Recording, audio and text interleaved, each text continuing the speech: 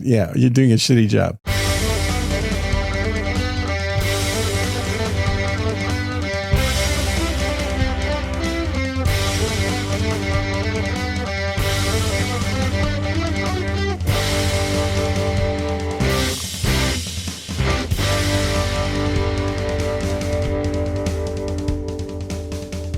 Hello and welcome to episode number 133. Woo! Of Unrelenting. And how are you today? I am Darren O'Neill. He is Jin of to live. And if there's one thing we know, Darren O'Neill is the best. that's right. Sources say. Sources say. Mm-hmm. It's a beautiful Hey, day. now, okay, you're out of context. You need to play the whole clip where he talks about the Darren O'Neill wine. Right. Not the podcaster, the wine. It's always something taken out of context. Mm-hmm. Darren's a pro, man. That's right. Totally out of context. You can take it. It's the way the media works. You cut it off. He was saying prostitute and you cut him off. He's a prostitute, or is he a prostitute? Mm-hmm. Aren't all of us the best, apparently? at doing that? Right. Aren't all of us in the podcasting medium just prostitutes? Well, we know that much. Yeah. What are you drinking this morning, Gene? I am drinking this morning Gold Peak iced tea. Ooh, I just had to order some new. Although I am about to crack open one of my Starbucks espresso and cream 6.5 ounce cans. And if the noise reduction does its thing, nobody will hear you or me Cracking? with that's the right. liquid death that just opened there. Oh, and right, see, I heard that. Mhm. And it's Not fake sound effects at all, folks. no, go right. Why would you record that? You have cans, you have I'm going to be microphones. drinking it. Why would I not have it on audio? Yeah. We got cans, we got microphones. Why not record those as real live theater of the mind? We got the cans on the heads, the cans in our hands. That's the way it works. Got to stay hydrated. Got to be a pro. If you're going to do a podcast, you got to be a pro. That's how we made it to episode 133. Isn't that amazing? The magic number. Mm-hmm. Man, maybe With we'll zero donations. Well, we got one. Oh, okay. We got one donation from Speedy Bubble. Mm-hmm. And it was 1, 2, 3, 4, 5 Satoshis, which is actually somewhat real money now. With Bitcoin, that's actually that's a real number. I'll definitely say that. with Bitcoin going up, like that number Mhm. going up. And he said, they thought this was great because we've seen some really long notes. And he says, sorry for the long note. To chime in on your Star Trek discussion, Enterprise was far and away the worst Star Trek until the new DEI/woke series that I don't acknowledge. And it's interesting that Mm-hmm. I didn't know it existed. So, I mean, I guess I wasn't acknowledging it I either. at least knew it existed. I just never see any episodes from it. Yeah. It's like people that are into Star. It's very interesting. It's interesting. Yeah. Enterprise is very polarizing. I thought it was great. Okay. And to be fair, I really didn't like it the first season. I thought, what the hell did they do with Star Trek? Right. So if he only watched the first season, then we're on the same page. However, starting with season 2, it really picked up. The storylines were some of the best of any Star Trek. They were multi-episode storylines, and they had actual character development, unlike most other Star Trek franchises where the character is exactly the same at the beginning as they are at the end. There's been zero development happening. Well, I find it intriguing because a lot of these times I think, well, I'm alone. I'm the asshole. Like when Doctor Who went to the chick and I'm like, well, I'm just not going to acknowledge it. So it's, it's beautiful to hear the same thing. Like, well, no, I'm just not even acknowledging these things exist at this point because they have been pushed so far away. But a Speedy Bubble says the hillbilly engineer alone ruined it for me. I'm like, oh, I forgot about him. What was his name? Well, fuck you too. Was that your favorite character, the hillbilly? I mean, you're Texan. Yeah, he was. Well, I mean, T'Pol was my favorite character, but he was probably number 2 favorite. You know, saying the hillbilly engineer, meaning somebody that has a Southern accent. Yeah, go fuck yourself. Yeah, that's all I got to say. You're not even real Southern. You're fake Southern. Hey, I am as real as any other Southern because I had to make a conscious decision to move to Texas. The people that were born here, you know, the only decision they had to make was to stay. Speedy Bubble also says the grappler and the polarizing, the hull plating were cringe-inducing. Oh, come on. Like oh yeah, that's such a big jump from having a tractor beam. Come on. Right. Or we're gonna put the shields on, or we're gonna divert power to the shields, Mr. Scott. It's not gonna make it, Captain. It's not gonna hold. And polarizing the hull was actually in the original Star Trek. Maybe you ought to go back and watch some of those episodes. Woo! I like when Gene gets testy with the only people sending him money. He says, I also detest Bakula as an actor. I enjoy. Yeah, he does suck. Bakula was the weakest actor, I think, on that set.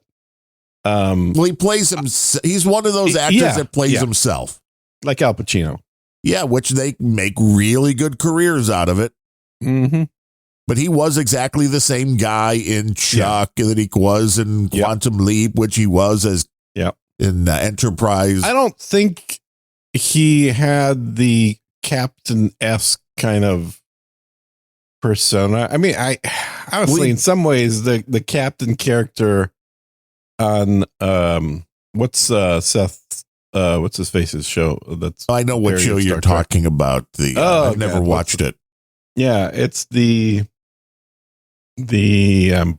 Space Now. What it is? Oh anyway, no, his time for vitamin B. B12. Okay, B12. We got B12. Yeah, we got. Gene needs a lot more B12. I think that is bullshit. No, it's true. Mm-hmm. Needs a lot of B12. The Orville sound effect happy. And I did not look that up. So it's the Orville. And I've never seen an episode. Is it good? I probably asked that before. It is really good. It is somewhere between a parody and an homage, but more so to the Next Generation Enterprise. Which was the first Star Trek that I watched all the way through from start to finish. I mean, I had seen episodes. Maybe I'd even seen all of the episodes of the original as a kid. I'm sure I did. But it wasn't a weekly thing. They were just in reruns. This was the first, appointment television. Wait for the next one to come out. And I thought that was decent. I had a really good friend that had been, he subscribed to the Time Life cassettes of all those episodes. Like VHS cassettes? Yeah, VHS cassettes delivered. Well, that was originally week. The only way you could get all those. Mm-hmm. Yeah. Now, if they were still sealed, you'd probably have $1 million. Yeah, I don't know how long those tapes last, but yeah. Probably not long enough. I've got probably 8 Bankers boxes in the garage with VHS tapes that are probably just nothing by now. Although, who knows? Yeah. Magnetic medium might be able to handle the... Well, I think that'd be part of it, but part of it is just the oxidation of the material. It's like at the time, it's like, we want to save all this stuff. And then it's like once the next version came out, once it was like, we can save this stuff digitally, screw VHS. Yeah. Not going back. Not going back at all. He also said he enjoyed all of the other characters to varying degrees, and that DS9 got a lot better after adding the Defiant. So he had added a spaceship. That probably made it better for you, too. You got a spaceship. Yeah, and by that point, I wasn't watching. So you're ready and checked out. Some of the first season, and I checked out. Yeah, so like everybody did with station? Enterprise. Nope. I want a spaceship, not a freaking station. It's out on the edge of the cosmos where nobody fears to tread. But then, Gene, there was a wormhole. A wormhole, Gene, that magically went someplace, and then they controlled it. And that's the one way to get around not having a spaceship is to have a wormhole. And that's what was that show? With MacGyver. Yeah, the MacGyver. Exactly. That show. Stargate. That's the way Stargate handled not having a spaceship initially, mind you, because in the last couple seasons, they actually did have a spaceship. Did they finally find a spaceship while jumping through the wormhole? They got like a Guardian Relic spaceship. I've never seen Stargate. That's another good show. I'm sure it was nothing like it, but the whole jump through a portal thing, Mhm. This was like right on the back of the Sliders series. Mm-hmm. And you're like, well, is this just more of that? Are they just copying that? Which I'm sure they did. But Sliders did you not see the movie Stargate? No, I don't think so. Yeah, that was a movie with Kurt Russell. Was a thing. I'm trying to think how long it was between the movie and the show. Probably about 5 years. No Beret questions. Is this new or a rerun? This is a rerun. No Beret. Nothing to see here. Yeah, we're talking about 90s. Certainly Mofo says Stargate wins with Amanda Tapping. Do I need to know who Amanda Tapping is? She used to be really hot. She used to be pretty hot. She was never like supermodel hot ever, but there's two things. One is in the first season, there was a few episodes where she was definitely hot. Normally she was just, dressed in a uniform, but she was she was kind of like the chick that actually knew how to do everything around a bunch of guys that just kind of fuck around. So like reality. Well, like the way Hollywood imagines reality to be. Yes. Well, we are living in a movie, it seems. The Elon rocket catch. Oh, that was something else, wasn't it? I don't care how many times I've watched it. I'm like, it looks like AI. It doesn't look real. Yeah. Well, it looks, I'll tell you what it looks like is it looks like shit I did in video games. Yes, exactly. Yeah. Like this does not seem, I get it. Because the way I described it was just a really big Roomba going back to its base. Mm-hmm. Just happens to be a 3D flying Roomba. Yeah, moving at half the speed of sound. Yeah. Same thing, though. Same concept as the little thing that glides along your floor and pretends to pick up dust. Yeah. There's a game called Kerbal Space Program that I played a lot of a number of years back, like maybe 4 or 5 years ago. And shit, maybe more than that now. But it was a science educational tool pretending to be a video game because it made you do a lot of math and you really get to learn just how hard space is when you play that game. But yeah, I built a bunch of SpaceX rockets in that game. And in fact, the first launch of their manned Falcon 9, the one that's been flying back and forth to the space station, I did my own version of that and then made a video of it timed to the audio from the real thing. Ooh. So everything happened in exactly the same time in my version of it as in real life, which was pretty cool because it wasn't made through cuts. It was one continuous scene. You recreated it perfectly. I recreated it, in the simulator, where everything happened at the same time as it did in real life. The most impressive thing, to the parachutes popping, at exactly the same point in time. What I want to know, because it's not really that hard to believe they can get with the GPS that they have. We've heard for years about the technology that the U.S. government allegedly has, which is, if you want to hit somebody in their bedroom in the middle of Iran, you're going to do it. So landing where they want it to land isn't that hard to believe, but I'm surprised.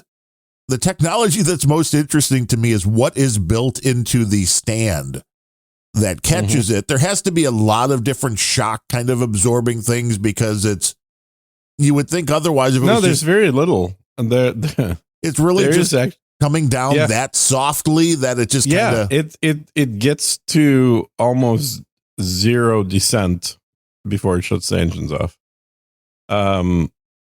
It's there is a scene you can watch from the stand itself just as it's coming in, and what I would kind of describe as the shock absorber mechanism, or the part that actually moves when the rocket lands, is maybe about 3 feet tall. That's about it. So Yeah. the biggest fear, I guess, for these things would be the engines go out like 20, 30 seconds before and it's then it supposed just slams Yes. and breaks. Yeah. or kills the stand would everybody. be fine. The rocket would be the thing that breaks. Yeah. It's interesting, though. Because remember, what's actually coming down is an almost empty aluminum soda can. Just a And so reusable vessel. There's not a whole lot of mass there. I mean, there's still a lot, but like probably about 1 or 2% of what the mass was when it launched. So it's extremely light compared to when it originally launches. And so catching it seems like really amazing to see something that large get caught. But keep in mind, most of that is empty when it's caught. Makes Elon look really smart. Yeah. Well, makes people working for Elon looks really smart. Well, Elon's the one who came up with the idea and then said, go do it. We need Elon as our efficiency expert in the United States, and we will save so much money. I know, right? There'll be a lot of government workers out of jobs, and then they'll be like, Oh, that would be so good. Uh-huh. Yeah. Yeah. The ones that don't do nothing. And I got an idea for them. Be They can go seek podcasters. asylum in Mexico. True. Yeah. I thought you were going to say go podcasting. No. Go to Mexico. Walk the other way. There's going to be more jobs. Mhm. Once you get rid of all the government jobs, then you probably want to be looking for people will be crossing the northern border into Canada, Oh, yeah. Yeah. Mm-hmm. crossing the southern border Mass into Mexico. migration of Americans. What Just- are your skills? Well, I worked for the U.S. government. Yes, but what are your skills? Right, none. Zero. Now, you got to be careful saying stuff like that, given where your wife works. I used to be vice president. Mm-hmm. But what are your skills? None. I can repeat the same talking points over and over again and ignore any direct questions. Oh, see, now you jumped to Kamala. Yeah. Isn't that what this show did? Hey, they were talking on No Agenda yesterday that Donald Trump is very tough to clip because of the Donald Trump weave, that he weaves in and out of subjects and back and forth and back and forth. I'm like, fuck, that's Yeah, unrelenting. what does that remind us of? Yeah, that's the whole premise of the Unrelenting show. Uh-huh. We say something within the first 5 minutes, we talk for another 2 hours, and in the last 5 minutes, we get back to what we were talking about in the first 5 minutes. Yeah, exactly. It's the weave. So you watched the Fox interview, I assume. I did not. I have only seen a Clips? couple of clips. Yeah. Okay. Well, you get the idea from watching the clips. It's essentially an extremely what would be the right phrase to use here? The reporter interviewing her Brett Baer. I'd never heard of this dude. I don't know who he is. He's been around forever on Fox, but he is a Really? straight news guy. Like early in the day, he's never been Okay. prime time, and he's not an Okay. opinion guy. He's pretty much a straight news guy. But he didn't let her do what all politicians do and everybody lets them do, which is evade the question. Right. So he would say, so given that there's been 6 million people that crossed over from the border and there's been massive problems with them committing crimes in this country, do you now rethink your original, or do you regret your original decision with Joe Biden to just open the borders up? And her answer is, well, I'm really glad you brought up the Yes. question of immigration. Right. It's a very important topic. Everybody knows we need to reform immigration because it's so bad in this country. And then he's like, but do you think that 6 million people crossing over at a bare minimum has been a massive problem that you would want to have done differently? Right. Well, as I say, the immigration is very important. And like, you have this back and forth where he keeps repeating the question, she keeps repeating the wrong answer. Right. And at some point, I mean, you got to be, no, CSB just sent in some stats. Uh-oh. You've got to be annoyed as both people at the other, because she isn't used to getting this treatment. She's used to them nodding their heads quietly while she's talking, regardless of what she's saying or laughing. And then when she's done, they'll ask a totally different question, as though the previous question had a good answer. This guy was having none of it. And so she was frustrated. I don't know if he's ever interviewed somebody that's a politician before, because I don't think he has, because he kept trying to. Well, and he wasn't doing the thing that I think a lot of other Fox people would do, which is try to just rephrase every time and say, look, maybe you're not getting it. Here's what I'm trying to ask. Right. He didn't do that. He just literally just repeated the question 2 or 3 or 4 times, pretty much in the same way. So that's got to be super frustrating for her. I don't know, man. I mean, honestly, anybody that is anybody but Trumper, you know, they don't care who they're voting for, because they're voting against Trump, right? Not for somebody. Well, yeah, and obviously all the Trump people also don't care, because whether Kamala is just a stupid laugher and doesn't know anything about geography, or whether she can't answer questions in this interview, that ain't going to make any difference. They're not going to vote for her. They're going to vote for Trump no matter what. This middle group of people that still hasn't decided a month before the election, frankly, they shouldn't be voting, because they're not political and they don't know jack shit about politics, and they should stay out of it and just not go vote. So I'm really not sure what the point of doing this is. And of course, on X, which has become, you know, Trump Musk's Central platform of Trump Central. Yeah. Everybody's like, oh, this guarantees that she loses. Oh, he totally ruined her. She's done. It's like, well, she's no more done than she was 3 months ago, guys. There's no difference here. When she first got pulled in, those of us that do follow politics were scratching our heads going, well, so are they just giving up officially now? Yes, right. Or are they so confident of the cheat that they can literally put a complete idiot in, and still people will not be able to do anything about it, because they've got boxes and boxes of votes pre-printed? Ned suggesting a show title of Unbeweavable. That could be. It could be. But the interview style wasn't bad. The O'Reilly, of course, who has interviewed many presidents, he said it wasn't horrible. He's like, wasn't the way I would have done. He's like, I prefer when they're not answering the question to kind of narrate that fact. Well, and that's exactly. See, this is what I was saying, is that other Fox reporter types would do what O'Reilly's describing, which is keep rephrasing the damn question. Well, not necessarily that, but to say, you know, Madam Vice President, what I asked you is this: would you like another chance at answering that, or shall we just move on? But you didn't answer that question. And that way, he's like, at least the dummies in the audience who maybe don't realize she didn't answer the question, you're narrating for them, Madam Vice President, you didn't answer the question. And yeah, and she's going to say something completely irrelevant. She's going to say, well, I did answer your question. Did you not listen? Do I need to repeat what I just answered? Can you just play it back on tape? Because obviously I gave you an answer. I'm kind of insulted you're not listening. That was my favorite clip from this. Was she went off, Donald Trump's been in politics for 10 years. You know what I mean, Brett? And he's like, no, actually, I don't know what you mean.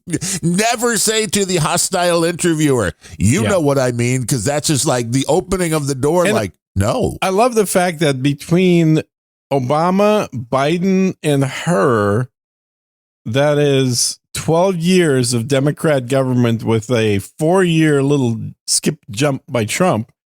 And they're blaming decades worth of problems on Trump. Right. Don't understand how. You know, Democrats have been in power most of this decade. You can't say we need to fix where we're at over the last 10 years. Because out of the 10 years, you guys had 6. Well, Kamala's running on a new direction, which I don't understand. Yes, she's new. She's not Joe Biden. No. And so how are you different? That's the other clip, right? So how are you different from Trump? Well, at the end of the day, I'll tell you what, I ain't Trump. Right. but I also ain't Joe Biden. Ha, ha, ha, ha, So how are you different? Okay, the difference is she's not a man. We True. get it. That's the difference. Are we sure? That's apparently the only difference. She's not a man, but there's nothing more to be said about that and such. And she got visibly angry, was obviously not prepared for the question of when did you realize Joe Biden was losing a step mentally? Mm-hmm. And she claims he's still sharp as a tack. So the question is, then why isn't he running for president? Mm-hmm. Mm-hmm. I mean, they pulled him Yeah. because of his mental acuity starting to fail in his old age. Yeah. So when you're asked the question of when did you notice this, for you to be like, he's still fine, it's like, continue to lie. Yeah. Yeah. It's, I don't, even the Democrats that I know are having a very tough time voting for her right now. They're like, it's just anybody better than Trump. That's all they have to fall back on is a dead person would be better than Trump. And see, I don't believe that because of the fact that we've heard some of these lefty talking heads in talking about J.D. Vance saying it's going to be terrifying if he's a heartbeat away from the presidency. It's like, well, wait, that means you're putting him even worse than Trump. I don't even understand how they don't see the logic of that. Yeah. Yeah. True. But a lot of them have actually read J.D. Vance's book, which I think is hilarious. I didn't even know he wrote a book. I guess it's a movie, I was surprised. I've had 2 different Democrats tell me they read his book. And do they like it? Yeah, that's the problem. Because remember, he is the Democrat story. He is the poor kid grew up without a father in he didn't grow up in a middle class neighborhood where people had nice grass. Yeah, exactly. No, he was the Tom Sawyer type, and so they're kind of in a pickle now because they kind of saw him as an example of the sort of, this is what Democrats want, to help the little guy story, except that he's not a Democrat. But he's obviously a threat to democracy because he's worse than Donald Trump.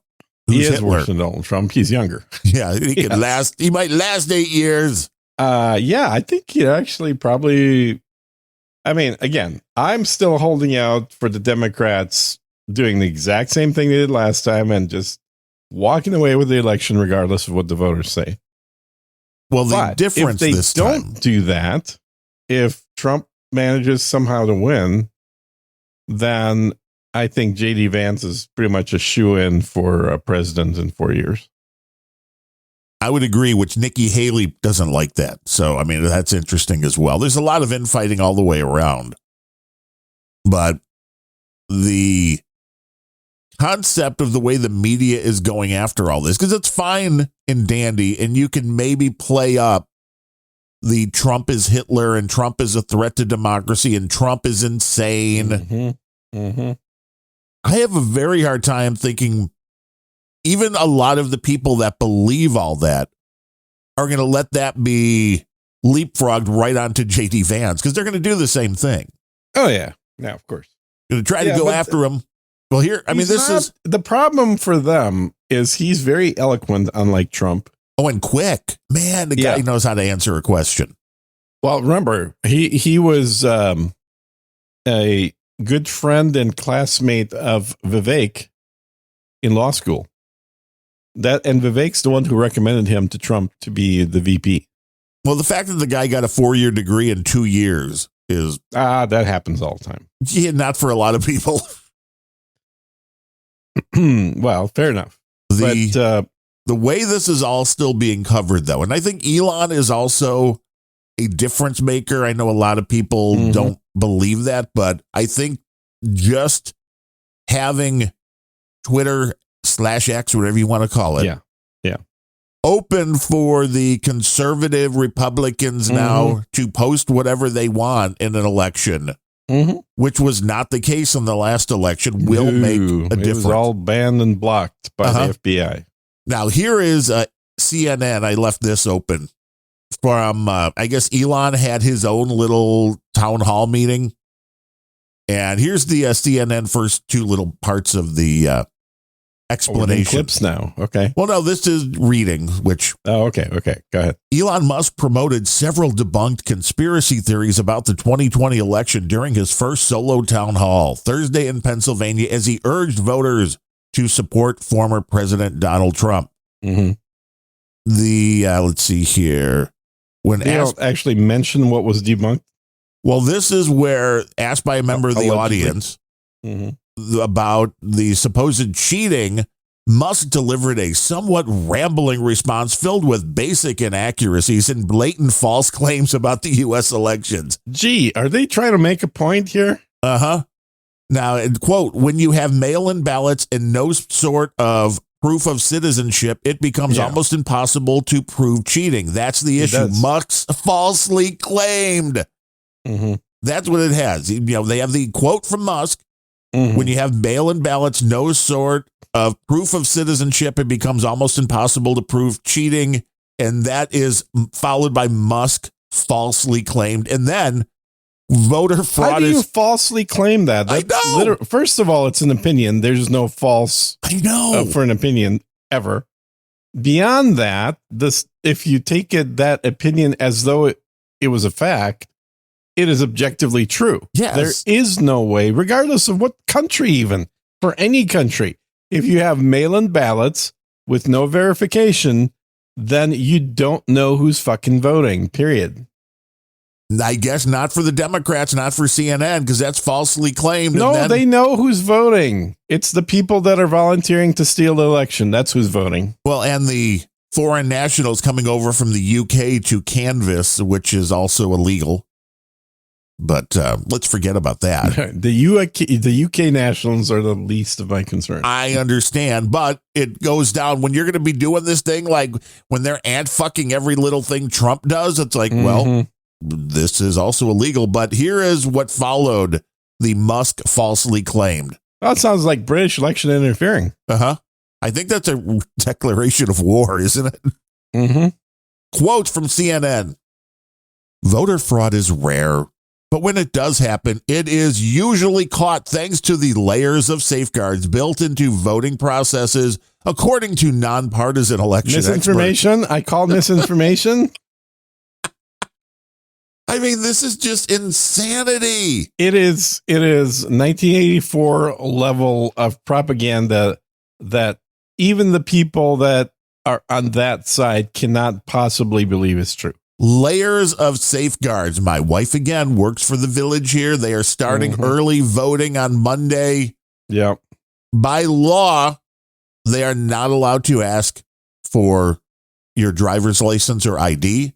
That is insane. It is. And the way they give you your ballot would be you tell them your name, your address, and then you just have to scribble a signature down on a piece of paper. And if you have the name and address and birth date, they will give you the ballot. You can fill it out. That is insane, honestly. It is. And I'm like, well, how do you know if the person is that person? She's like, we don't. I'm like, okay. Yeah. And I'm like, they also allow you to register on the same day. And I said, so what do you need to register to vote? Clearly a birth certificate. No, just 2 forms of ID. One of which only has to have your current address that you want to register under.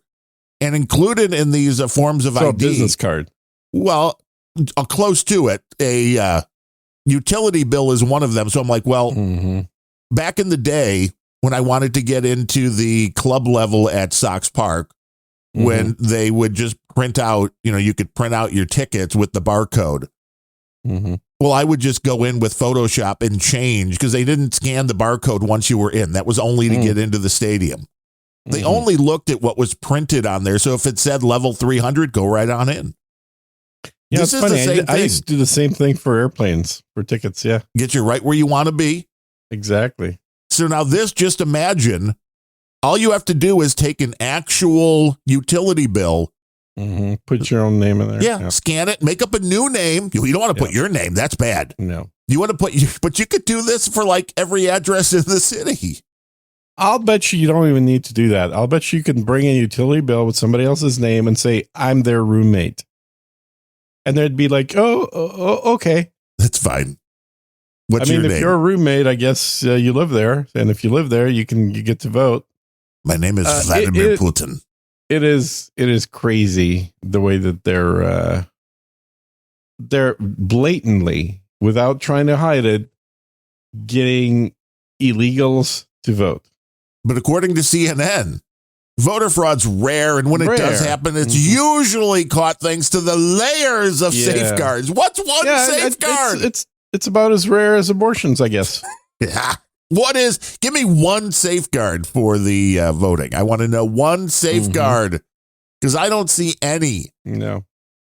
My gun range here that I go to. You own a gun range? Man, I didn't know that. I wish I owned a gun range. I wouldn't be on a podcast if I did, man.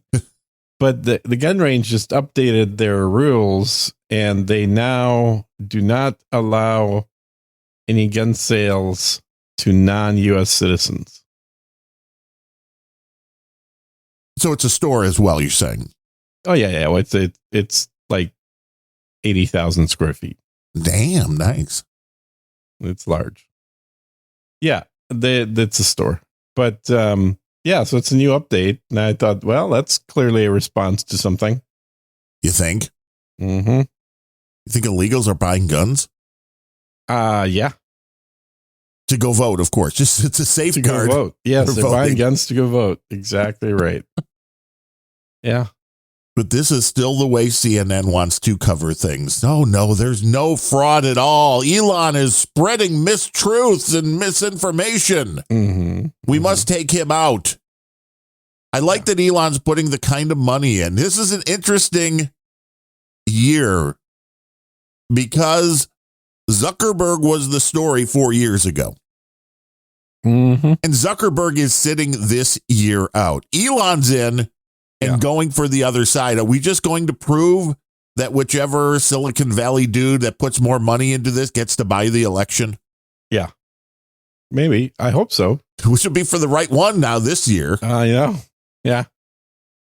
That would be much better. And there was a depressing video on YouTube. We talk a lot about the Peter, I always forget his last name, Santillo. Santillo. Yeah, that's the guy. And he was in Burlington, Vermont, which is, I guess, where he was born. Oh, really? Oh. And there was like an hour and a half video or so, and he was just showing the amount of, drugs and crime and people, and all this stuff going on in this little town. And it was funny because it started out by him running into a woman that's obviously a social worker or something, saying that, oh, you should have been here yesterday because this is when all of the kids show up for school. They did like California style sweeping of the streets to get all of the, the bad folks off, just to make it look better for when all the parents are dropping their kids off for school. But they like very late in the video came across a woman who was a business owner, like 73 years old. And she's talking about how horrible it is. She doesn't know what she's going to find when she gets to her business. There's people sleeping on the step. They're shitting on it. They're doing drugs. And then said she is no way she'd vote for Trump. Like, well, you know what you're voting for this shit, right? I mean, this is you get exactly what you're voting for. Yeah. This is a nation of law and order, and it's not right now because of the liberal money going in, the liberal district attorneys that are getting elected because of the money from the Soros Foundation, who are refusing to put those criminals in jail who are terrorizing your business. Well, why would they put their own hitmen in prison? That makes no sense. They want those people doing the work that they want them there to do. It is insanity when people... We live in a third world country, let's face it. We're getting there, At some point, and I say during Obama, frankly, we made the pivot. We went left instead of right, and we started going down the path to becoming a Latin American country. And I don't say that referring to the number of Latin Americans that are crossing over the southern border necessarily, but more in terms of the way that this country is running. Because all the things that you talked about in the last 5 minutes are things that I've seen when I've been in Central America. Nicaragua, Costa Rica, all those countries. You've got shit on the streets. You've got people sleeping on doorsteps. You've got business owners that have to hire private security. Right. And you've got very beautiful, high-end, rich neighborhoods that are completely isolated from these things. Oh, yeah. That's what they were talking about. You've got elections where the person that wins puts the person that lost in prison. Right. Yeah. And goes after their supporters and puts them in prison. And then claims it's the other side that wants to do that. That's what Trump's going after, his political enemies, and that was not what he said at all. But we are literally a third world countries at this point. And to top it off, cherry on top, those countries have inflation rates in the 20%. Well, so do we. Welcome to the Weimar Republic, where your money will buy nothing. Yeah, and that I think is something we maybe can aspire to. Is the Weimar Republic, because we're a lot more like banana republics right now. And people are voting for it because they are either ignorant or imbeciles. And I'm not really sure which it is mainly. And both of those deserve what they get. The problem is they're dragging the rest of us down with them. Yeah, because it's common sense would tell you that if you have people that are openly dealing drugs, shooting up on the city streets, that it's not a good place for your kids to be. Yeah. Yeah. I mean, parents, I guess maybe parents don't care anymore because they're just like give their kids a device and be like, that's all you need. Why worry about the internet will teach you. Why worry about what's on the internet? It's laughable that people are worried about what's on the internet, even though that is very destructive, because what's right outside your door a lot now is even worse. And it's not being cleaned up. That's the government. There's very few things the government should be doing. Part of that deal would be to provide some semblance of safety, sanity, whatever word you want to use. But if there are criminals roaming the streets openly, and it's not one of those things like, well, yeah, they're hard to find. It's like, no. Walking down the street with this woman that was a social worker, she's like pointing out, well, yeah, this guy's this. Yeah, stay away from this guy. It's like, so everybody knows who they are, especially in a town like that, which is only, I think they said 45,000 population. Yep. It's not like Chicago. It's a little harder to know everybody. But when you see what's going on and there's nothing you can do about it, or when the cops know, let's go back, 4 years ago now with all the defund the police. What do you think happens when you defund the police, Gene? Yeah, you have fewer tyrants on the roads. Crimes magically go down, right? No, they go up. Well, they go up in areas where people don't have guns. Well, to a certain extent, it's a lot harder to be a victim if you have a gun. Because I'm very much of the mindset that we should defund the police and we should bring back the Old West law, which is somebody done you wrong, you go shoot at each other and one of you comes out. Woo! That's kind of like Chicago right now. Yeah, I guess it is. Maybe Chicago's on the very forefront of Old West laws. Except it really is. It's now the Chicago gangs versus the Venezuelan gangs. So this kind of, again, I know. Like it might be an invasion. Hilarious. Yeah. And I tell you, the Venezuelan gangs are holding their own. Yeah. Very interesting. The Chicago gangs might be voting for Trump. I know. They're pointing like, wait, no, this isn't fair. No. These are our cities to terrorize. What the hell? Why are you letting other people in here to terrorize us? Yeah. Yeah. We're the ones supposed to be collecting protection money, not them. Yeah. Give us all the money. Yeah. And then Colorado looks like is going to be kind of like Minnesota is a Somali state now.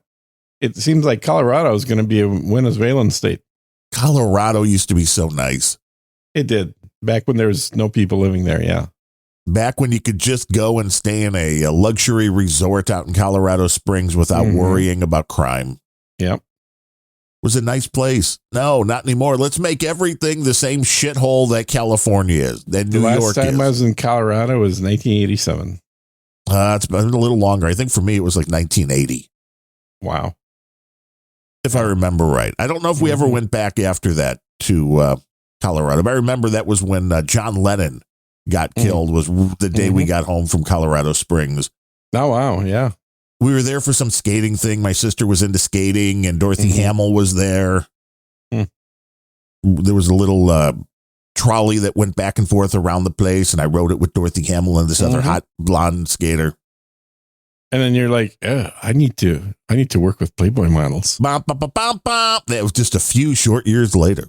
Where it all begins. That's right.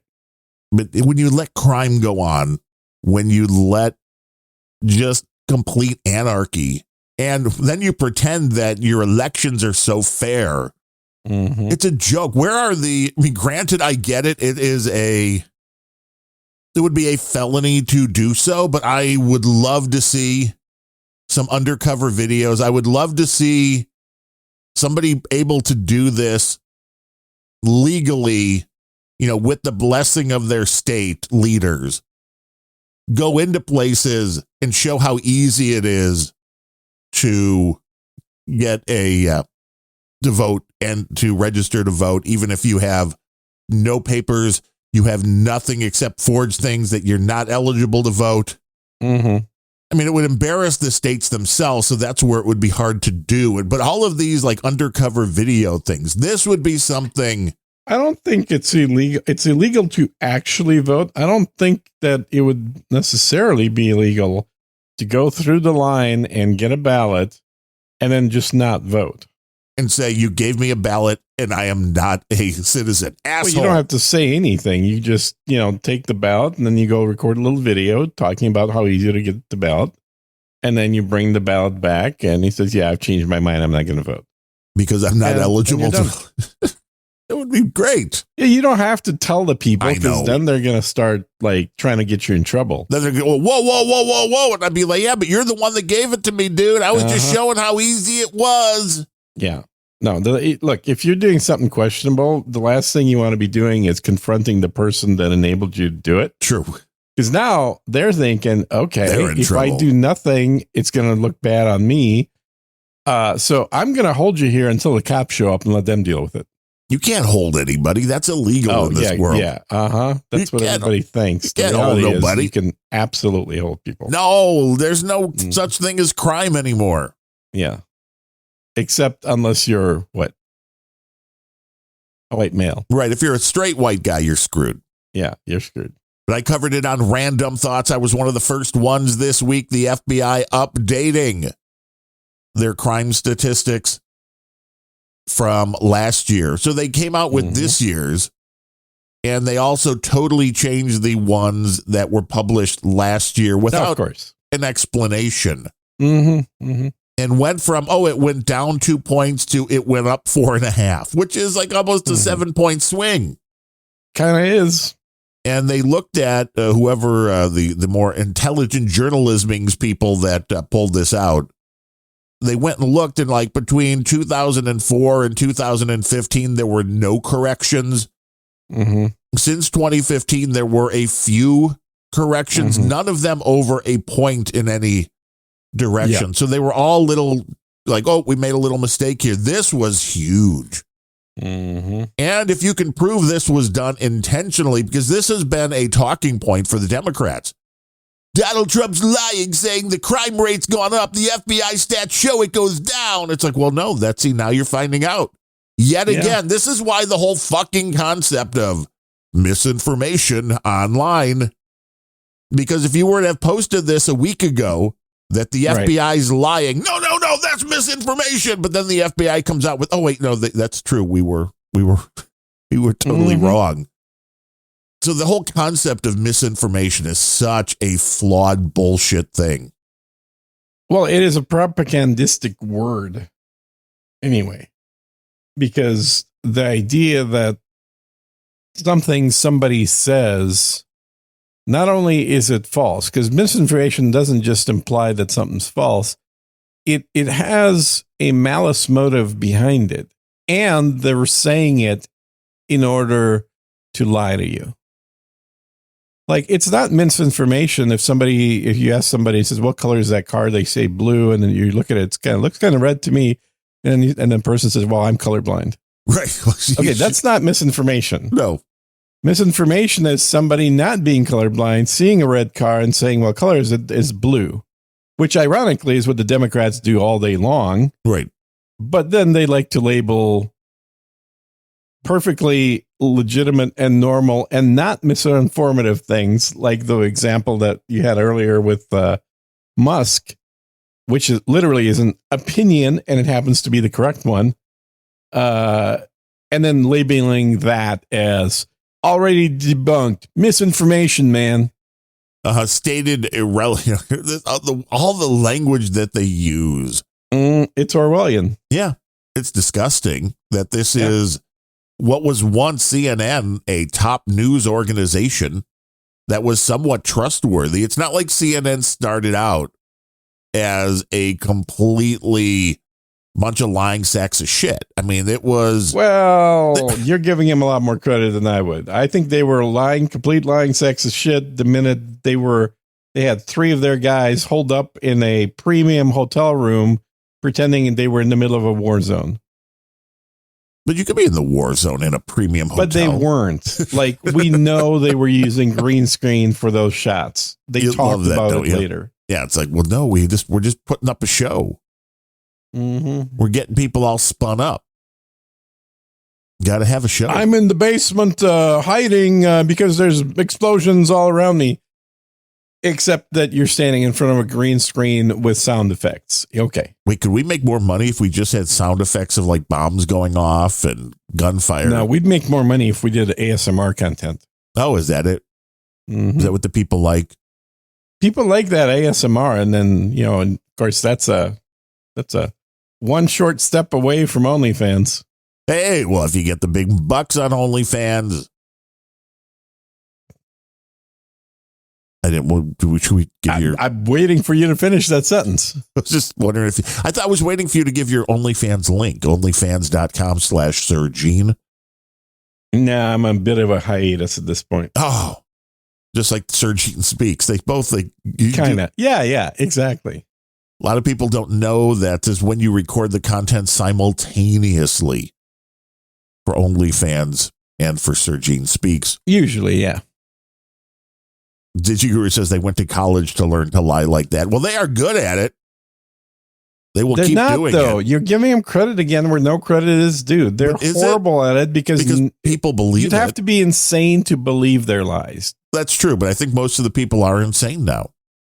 Because they're certainly retarded, as the great Osho used to say. You could look at somebody and be like, no, well, that's obviously disproven, or that's obviously misinformation. You're like, well, no, it's not. That Elon this whole category they came up with called fact checkers. Well, yeah, is retarded because that's not a thing. Yeah, who gets to decide which is the what proper? Is a fact checker? Let's look at what does that entail. That is somebody that is doing a high school assignment. Yeah, somebody that read these books and then summarize what the books say. That's literally what they're claiming they're doing. And somehow they've been elevated to be able to say, no. Those doctors that are saying the COVID vaccine is bad for you, they're spreading misinformation. They're completely false what they're saying. Oh, and where did you get your medical degree? Where did you get any of your degrees that makes you an expert in the things that you're fact checking? Well, nowhere, because these are journalism students. Took an online class. That at least would have been something. They've taken 0 classes. They took women's studies classes. They took underwater lesbian basket weaving classes. They took classes that have 0 relevance to the real world. They took plenty of Marxism classes, and then they've anointed themselves as the fact checkers of record, and their job is to call out. I think there's still a website out that lists every lie that Trump's told, and I think it's somewhere in the neighborhood of like 8,000 some lies at this point. And how many are actual lies? That's well, if you start going down the list, you'll realize like the first dozen that the guy mentions are not lies. They're actually correct, unless you bend over backwards and jump through a hoop to try and interpret them as being incorrect. Which is what they do. Or they just assume the useful idiots will just believe them without any thinking on their part at all. Well, and out of context, because besides the Trump weave, Trump likes to joke around. He does. So when somebody asks something about like IVF and he says, "Oh, I'm the father of IVF," he doesn't mean it. It's a joke taken in context. But this is when you look for, if we found him saying the words, yes. Because he then goes on to say, I had to ask somebody to explain to me what it was. So obviously he wasn't seriously saying he invented it. Yeah, I mean, look at you. We started the show off with you taking words completely out of context from two different people. Right. Darren O'Neill is the best. Yeah. Fact check, true. Darren O'Neill is a prostitute. Yeah. Fact check. Fact check, not very well paid. Fact check, kind of true. Doesn't make any money at it. Yeah. Make some Satoshis, do you count Bitcoin as money? That's the question. Yeah, but it's still not a lot. I mean, it's a lot. I mean, it's, as I sent over to Gene yesterday, I went through, finally, I saw that there was a place. That the IRS might be listening. You didn't do no such thing. Yeah, that's true. Talking about. Yeah, that's true. We shouldn't really talk about any of the Satoshis coming in. No Satoshis ever come in, unfortunately. The reality is they don't exist. They're not real money. They're not real money. I've been saying that for decades. Until you make them into real money, which is now, this is the other part that. Or you just have them stolen from you into mysterious transactions. Right. This is another way to go about it. But until that happens, this is why they're going after things. Well, the left wants to go after things like unrealized gains. Yeah. Which means if you put $5 into something and all of a sudden that's worth $5 million, but you don't take that money out, they want to take the taxes on all of that. Forget $5 million, dude. If $10, if you bought GM stock and then the government does some kind of free money to GM program because unions, and the GM stock goes up by $3, well, now you owe the government $1. Right, and they want it now, even though you haven't sold that stock. And you hold it until it drops 5,000%. Yeah, exactly. Now, if the government gave you the difference for when the stock drops, at least that'd be fair. Not how it works. Well, no, we've, I think, discussed this at some point. The professional gamblers, man. Yeah. What a career that would be. But for professional gamblers, your world only exists on usually like a 24-hour period, as long as you're in the casino. If you're there physically, I mean, I don't even know what happens now with all these things that you can do. Yeah, remotely. Most professional gamblers today actually make most of their money online. But the reality was, if you made $20,000 today on winnings, but lost $5,000 a day for a year prior, you're still paying taxes on that $20,000 winnings. The other 5,000 don't mean nothing. It all goes by day, whether you made a profit or not. That's not completely true. There's if majority of your income is coming from gambling, you're paying a self-employment tax rate, and you can have, because you're essentially you're a business, like that's your business, and so you can have your business losses just like you have your business income. But saying you're still, if you make a profit on any day, you can't go, well, I lost for months before. That's still not how it works. I mean, I'm sure it's a different rate. I mean, again, the difference is, are you a professional gambler or are you just some dude who went to Vegas for a weekend? True. You're going to pay taxes differently because as a professional gambler, you can write off on Schedule C, you can write off your losses. Have you ever been a professional gambler? For about a year. What haven't you dabbled in? Good question. Ned 1000 Sat says no one is stupid enough to boost you. Fact check false.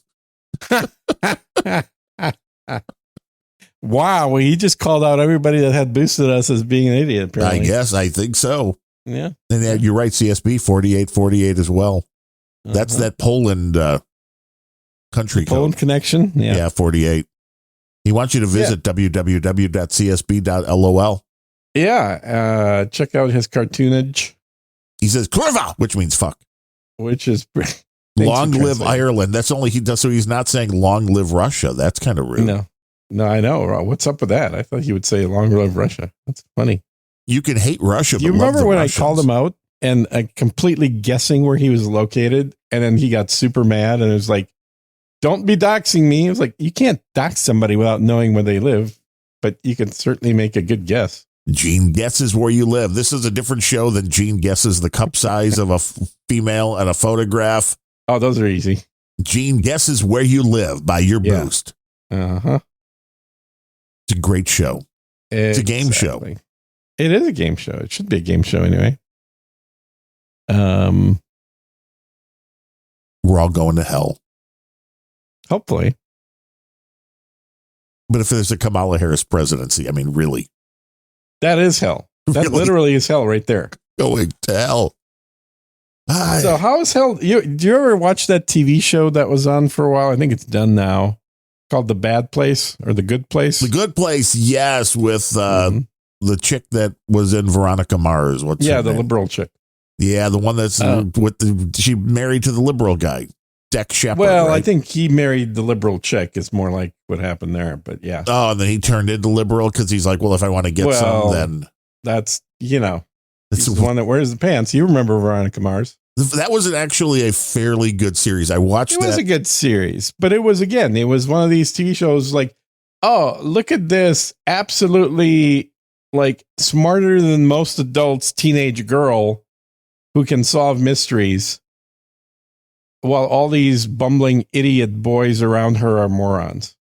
It's the standard TV Hollywood default presentation of men and women. It just happened to be during teenage years. It's all about girl power, Gene. It is all about girl power, yeah. So she's definitely one of those in real life as well. I mean, she was reasonably cute. Up until... she was until she got married, yeah. But I blame Bandrew because he mentioned that on his show a couple of years ago. And what? She got married? No, that Veronica Mars. I had never watched Veronica Mars. Oh, okay. Up until maybe 2 to 3 years ago. I did. I watched all the teen rom-coms. Oh, well, it was funny because we watched that. And then we watched One Tree Hill, which we had never watched, which was around for like 9 seasons. And the OC, which I think I still like the OC better as far as babes, but the One Tree Hill was probably better written. What the hell's the OC? That sounds familiar. The OC was Rachel Bilson. What's the guy's name? What was I don't care who's in it. What's the content about? Oh, the content was a kid from the wrong side of the tracks gets semi-adopted. He's living with the rich lawyer that got him out of jail and his family. And then he goes to the, super highbrow school. And it's all about like a fish out of water fitting in kind of teen thing. All right. And he lives in the guest house. Oh, so it's like, what's his face? Good old what's his face. I love a little what's his face in the morning. About Will Smith. Similar. Oh, very similar, except the guy's white. What? Yeah, he's a white guy from the wrong side of the tracks. You must have vision issues. No. Fact check false. Adam Brody is the other one of the guys. Pretty sure the guy is black. No, he was a white guy. No, you just misremembering. The Fresh Prince. That's not, Now, you know, that was a good show. I'm going to coin that. If they're not using it already, I guarantee you they'll start using the word misremembering. You are misremembering this. Yes. Let me help you. Obama was the greatest president. Otherwise, you're misremembering. Let me help you remember that correctly. We had a drug for that. Yeah, exactly. Now we watch and have not done a rewatch on Dawson's Creek, but watched that when it was originally aired. The wife and I had watched that. I never watched that. That sounds like a chick show. It was with James Vanderbeek, That Katie sounds pretty Holmes. chickish. Katie Holmes when she was like 16. Yeah, back when she was hot. Yeah. Before Tom Cruise does a lot of damage to chicks. Have you noticed? I think all of Tom Cruise's ex-wives were really hot back when he married them. And then after? I don't think he or I care. You're not looking for sloppy seconds, right? You're not going in after Tom Cruise has been there. I like Tom Cruise. You could say whatever you want about the man, but if you look at his past wives, they've all been hotties, and I think he's got 4 of them. I only know 2. I mean, I know Katie Holmes and I know Nicole Kidman. Who else? Who else has he been married to? Mimi Rogers. Really? He was married to Mimi Rogers? Yeah, back when she was in her 20s. Well, I mean, obviously, because afterwards, why would you even? You wouldn't think? Right? Yeah. Women love this show. Let me tell you. Let's take a look. I'm gonna look it up in real time while. Are you using ChatGPT? Melissa Gilbert? No, I'm not. I don't use that shit. He was married Patty to Scalfia. Wait, no, that was Bruce Springsteen's Cher? wife, Patty Scalfa. Mimi Rogers, Nicole Kidman, Penelope Cruz, Katie Holmes, Haley Atwell. So he's had 7 wives. He's very busy. Yeah, he's kind of like Elon. I think Elon's had 7 wives. They do have a similar vibe about them, Tom Cruise and Elon.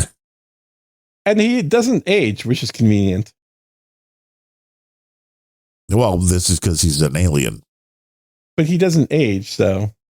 I watched Risky Business not that long ago when I was a little under the weather and we're just going through things and watched that. And I'm like, this was not as good as I remember it being.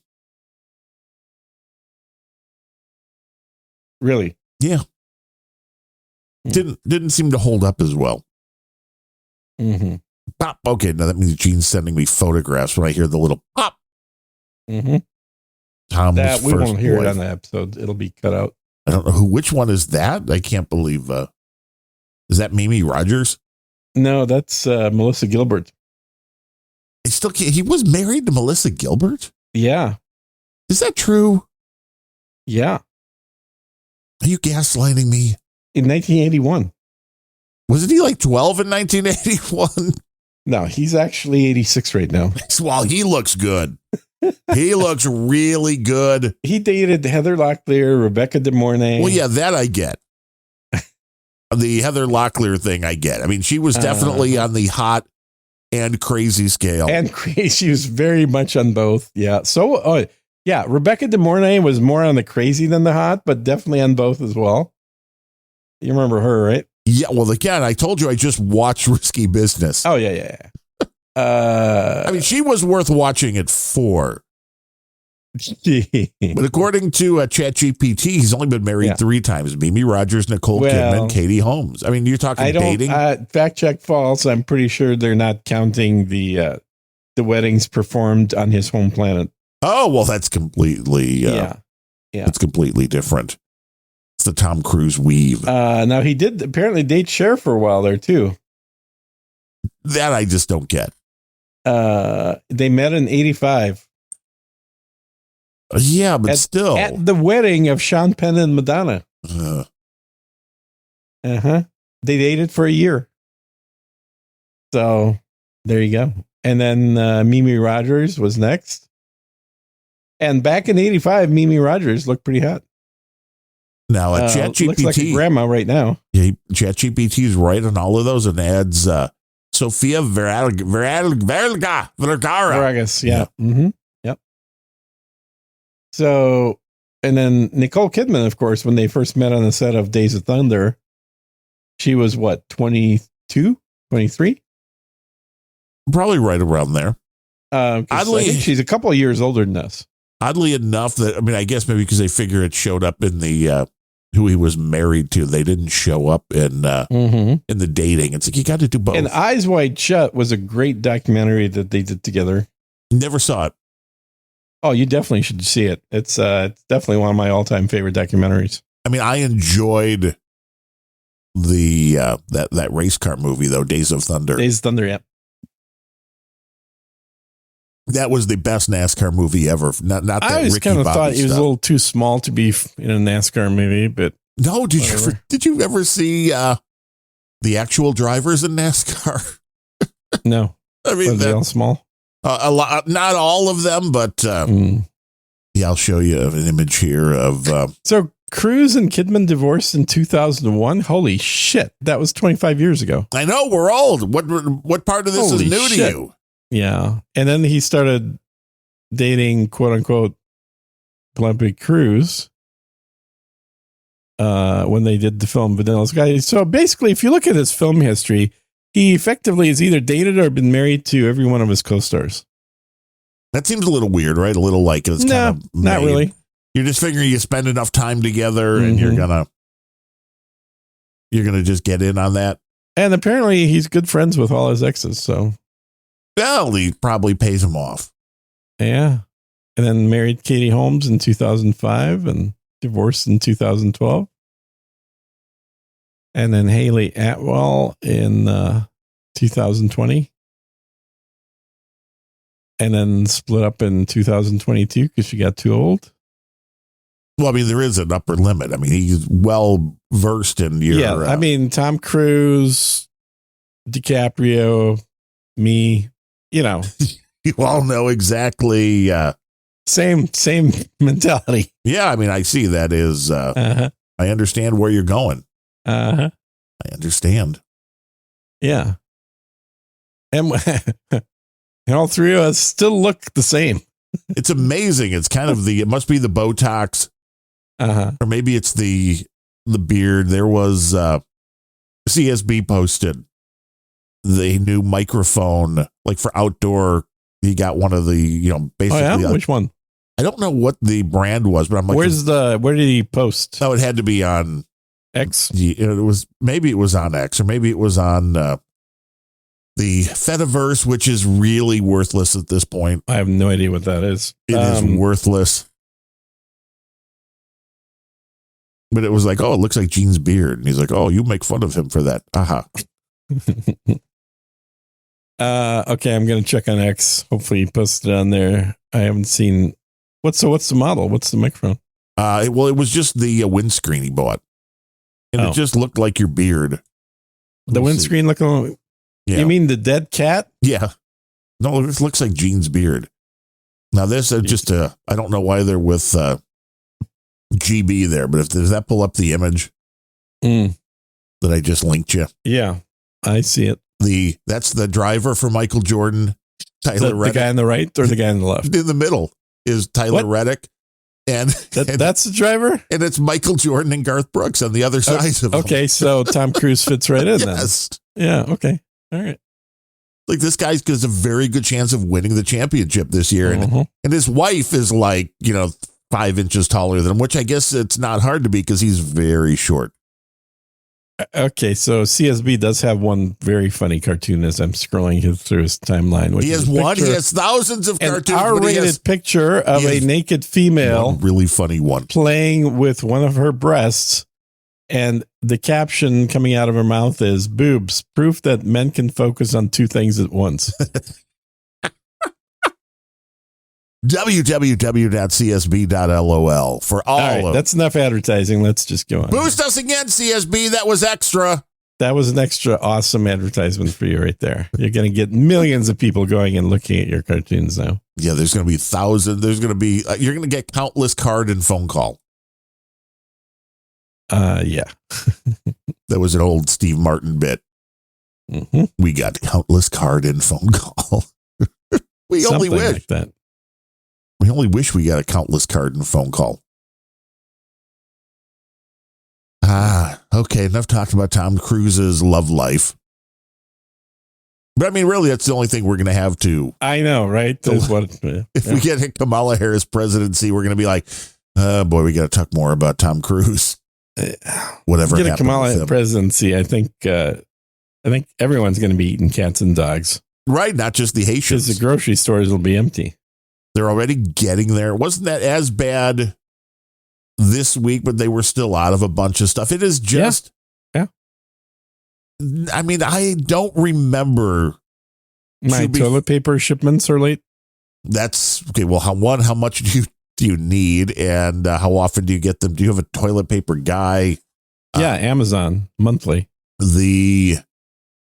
Well, that works because for a lot of the stuff, it's interesting. You have to do a price check for things that you can get like at your local grocery store. Like I found that there's a bunch of them. I mean, including I've talked about the liquid death more than once. The fact that I can get it delivered to my door from Amazon for like $3 or $4 less per case. Yeah. But this goes for a lot of things. I've got an Amazon delivery coming today. You know what it is?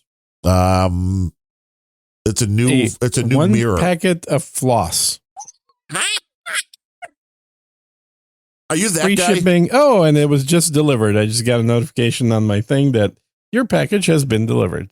Is this the anti-Bemro sentiment that you go in and you order one small under $1 item per day?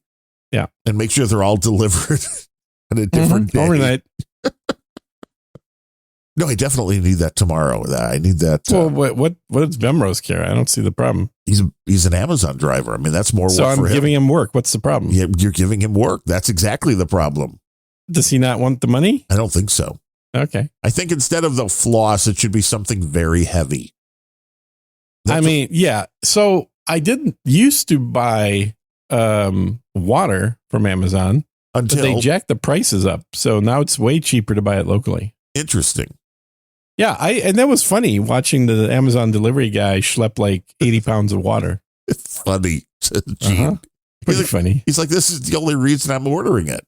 I've got a camera, I've got a Ring doorbell, and I'm watching. I just watered the plants with it. Well, yeah, I mean, or you're bathing with it. I mean, that's... No, God, no. You don't use Amazon water for that. They use Fiji water for that. Oh, Fiji, yes. I mean, get your Perrier that'll deliver that one too. I mean, look, I can't even. It's the economy's so bad. I can't even go to Fiji just to go hang out on the beach. All I can do is just bathe in the water. That is horrible. The economy, I know, right? Keeping you down. Yeah, it's keeping you down, man. That is not good. Yep. But the grocery shopping is interesting because before COVID, we would just go into the grocery store and you really didn't notice if something was out.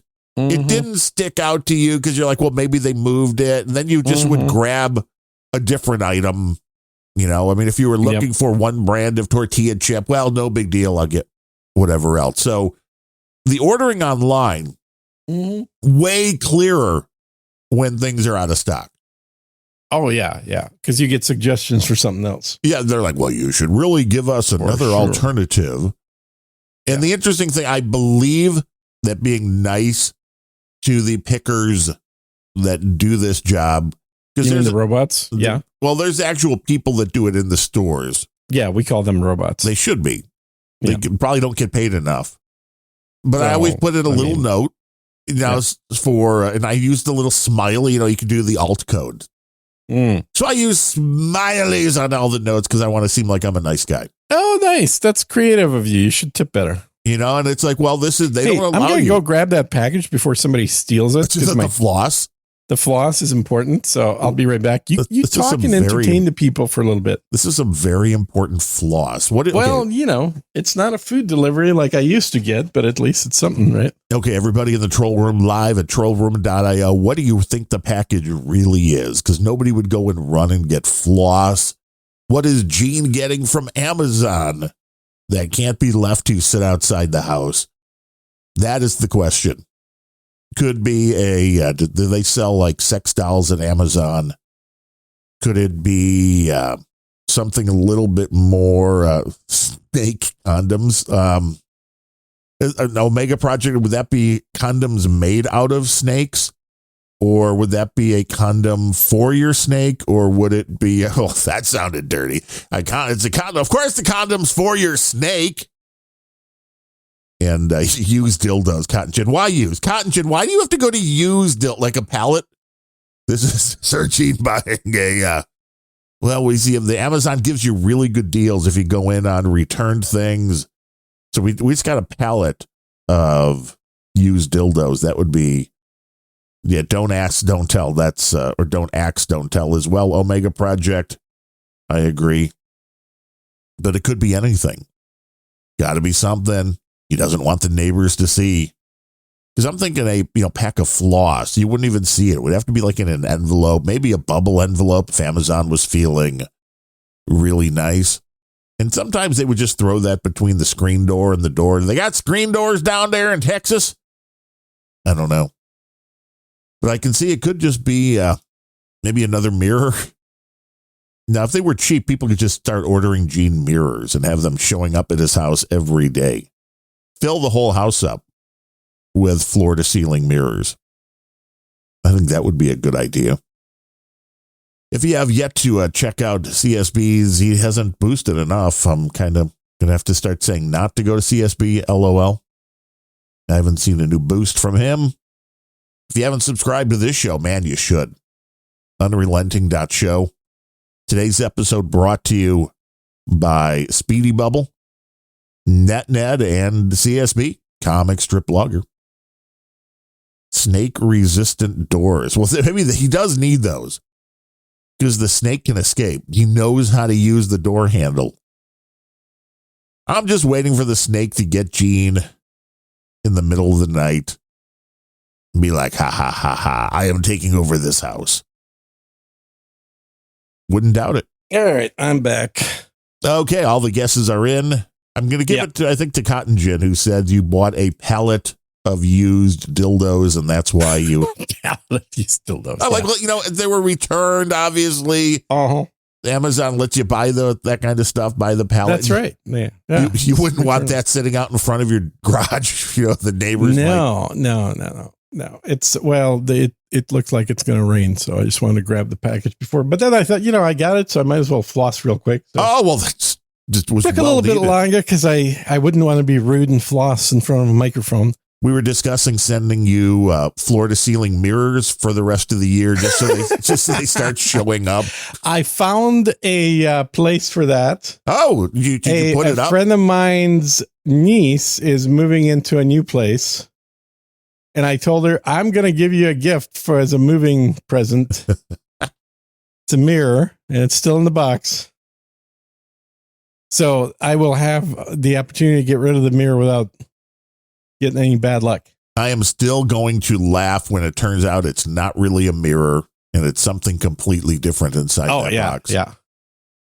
And hopefully it's actually a package of used dildos. I was going to say, let's hope it's not a package of used dildos. Friend's niece will be like, thanks. Thanks for that. It turns out she's moving like 2 blocks away from me. Wow, into the gated community? No, just outside of it. That's the way you like it. Into an apartment. Yeah. Like you're not coming into here. Mm-hmm. Although, what's an apartment in Austin going for now? That's got to be like $3,000. $3-4 grand. That is insane. Mm-hmm. Just keep voting for the Democrats. The crime will keep going up, and then eventually the prices will come down. Look, the solution is obviously a $100 an hour minimum wage. Right. That'll solve everything except for the fact then that your floss will now cost $100. Well, good thing I bought a pallet of it. That's true. You got to be able to, like the toilet paper, you got to just ration that as you slowly go on down the line. Well, and I mean, obviously I didn't buy a pallet. I was actually curious if they're going to ship an individual container that weighs half an ounce. And they said, yes, they are. And they did. Yeah. Was it in a bubble envelope? It was in a box. Okay. How large was the box? It was the smallest box that they ship, I think. Okay. So it wasn't a box, but it's still in a box. Yeah. It was not in a bubble envelope, which it could have been. Frankly, nothing would get damaged, right?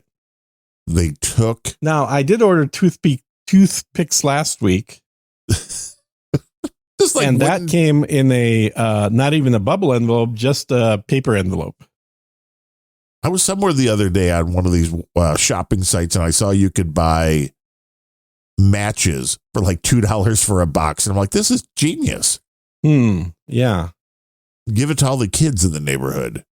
Hey, kids, give it away on Halloween. You think it's good to give candy? No, give them all a box of matches. Box of matches, yeah. Like use this. You might get in trouble for that. You think? You know. Like, I didn't know. I mean, I think the idea that when we were kids, people would give apples on Halloween. Oh, yeah.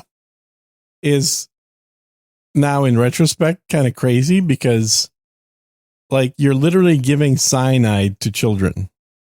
Right. Because they could take those seeds out. Yeah. Or they could just eat them because they're kids. True. Which now, if you're trying to get cyanide immunity, that's one thing. Then you're doing it in a regimented fashion and you're increasing slowly over time your consumption of cyanide derived from apple seeds and pear seeds. But if you're a kid and you just don't know any better, that's not good. So how many apple seeds would it take if you then dose somebody with that to kill them? Well, you'd have to extract them, frankly. I think it'd be pretty hard to do it if they just ate apple seeds. It would be an unpleasant amount of apple seeds. But you could definitely extract cyanide. I think there's a YouTube video I watched where a guy did that. Of course there is. And of course you did. Of course. I'm just wondering, what is the cheapest item on Amazon right now? Cheapest overall? Because it looks like your floss is like $4. I'm just wondering, what would they deliver? I think this was $1.99. I think they're 99-cent items if you look for them. Interesting. Yeah, with free shipping. You know how much? But, free in quotes, because to get the free shipping, you're paying them $150 a year. Right. But if you did this daily, you know how much a box costs? I used to do it daily. Those boxes when I cost needed moving boxes, I just buy shit on Amazon. Really big stuff and then return it? Don't need to return it. Floss here. Yeah, I could see this. It's a beautiful thing, this Amazon. Mm-hmm. And I've never used this. Have you used Rufus? No, what is that? It's like Amazon's AI shopping thing. No, I've never used it. Let's see. It's in beta. Here are some things I can help you with. Do floss brands vary in thickness? Can you recommend floss designed for somebody with sensitive gums? So it's like an AI marketing thing. Okay. That's going to be, allegedly there to help you shop. They've had these crazy ideas for a while. I remember I had Amazon buttons on my refrigerator. Oh, yeah. Those? I love them. I've never got one. I should have. They were a great idea. I had them all. My fridge was covered in Amazon buttons, and my housekeeper could just press the thing that looks like whatever she needs, and it would show up and be there next time she came over to clean the house. It was great. Well, then you can reprogram the buttons. Whenever I felt, not easily anyway. And if I wanted some snacks, I just walk over to the fridge and hit a button and it would just order them and they'd be delivered. Oh, there's NetNed coming up. You got the Apple Barrel acrylic paint, which is 58 cents. Amazon one day. There you go. Yeah. 58 cents. And then I had an Amazon scanner, which was, I think, around for a very short amount of time. It was a good idea, but I don't think anyone ever used it. So they killed it. But they basically sent you a barcode scanner that you could scan the barcode of literally anything on. And then Amazon would ship that thing out to you. I'm just trying to figure out how this would work. You're like walking into a Best Buy or a Target. And then I think the idea is you do it around your house. So anything you've bought previously somewhere else, you could just scan. But you wouldn't have the barcode on the item. It would be on the box. No, okay, yes. True, but I think they're mostly looking at disposable content. Remember, this was a failed program, too. It's not like this actually worked. I got you. This was like your carton of milk or... Yeah. Exactly. Got your Exactly. Cheerios. Now I So get that it. was the idea, is that you're just like, well, why bother getting them from a grocery store when you can just scan and get them right at your door? Sounds like a great idea. Yeah. My fridge should be reordering all my items for me. And they Samsung fridges and LG fridges, I think both brands have that functionality. That's weird. I don't know. I mean, what's the difference whether you log into the website or the fridge logs into the website? Oh, I get it. But I don't always want Fridge to feeling a little rebuy. peckish. You have to be like, you have to set the things up that I want to rebuy them and not just something I want to try once and then it stinks. But I do find, normally you're ordering the same stuff over and over again, which Very often, yeah. makes the online ordering process much easier. Mm-hmm.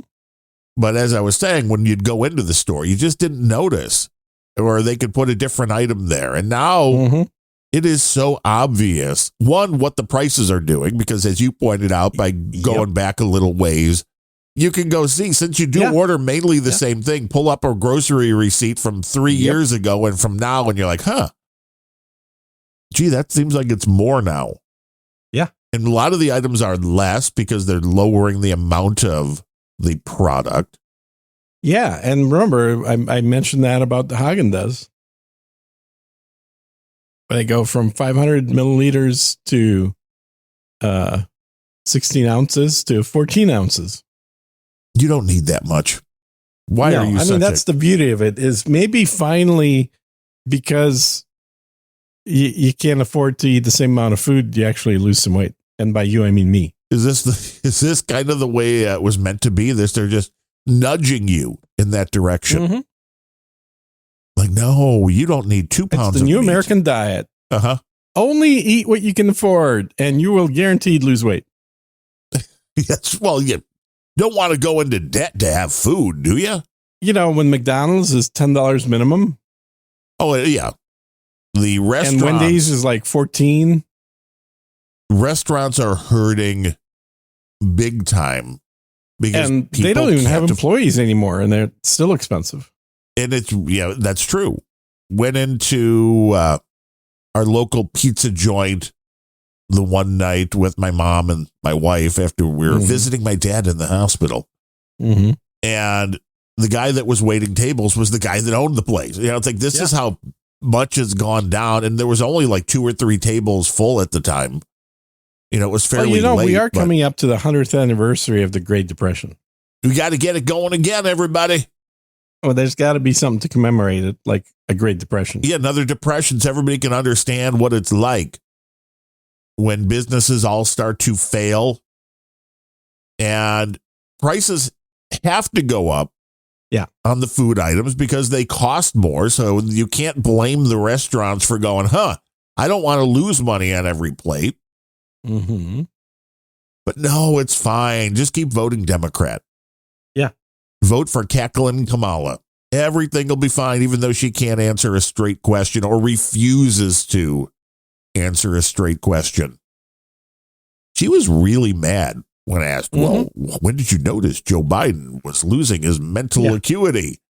She didn't know how to answer that. That's what more people need to do. And I really want to see that CBS 60 Minutes transcript of the full. interview? Yeah. I think they did some bad things there. I think they used answers from different questions, and I think they just kind of pieced together. Yeah, it was clearly edited. If it wasn't a complete AI job by now. Mm-hmm.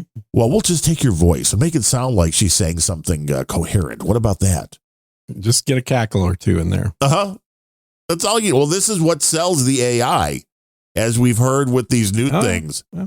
These new AI systems where it's like you hear the breath and then you hear the, so you got to make it sound more human, even though the more human they try to make it sound, the less human it actually sounds. There is still something very inauthentic about it. You could just, I guess it's more. Yeah, I got a question about AI stuff for you. What do you get your take on this, being somebody who pirates music? I just enjoy music. I own thousands of CDs. I'm not talking about you. I'm just saying, when somebody uses Sono or one of the other websites that lets you create music, who do you think owns the copyright? You mean one of the AI things where you can go in? Yeah. I would believe nobody owns a copyright because it's not human created. I mean, legally. So it's copyright free, which means anybody can sell it. I believe so, yes. So I should be able to just grab music that somebody else created using AI and just sell it and make money off of it. Yes, as long as you are not claiming the rights to that song. It's the same thing with these AI generated artworks. Yeah. That you can't claim the copyright on them, but you can sell them. But which leads you to exactly what you said. If you come up with an AI piece of art that somehow pops and people start buying on T-shirts or posters. Somebody just copy and paste it. Yeah. Yeah. And there's nothing they can do about it.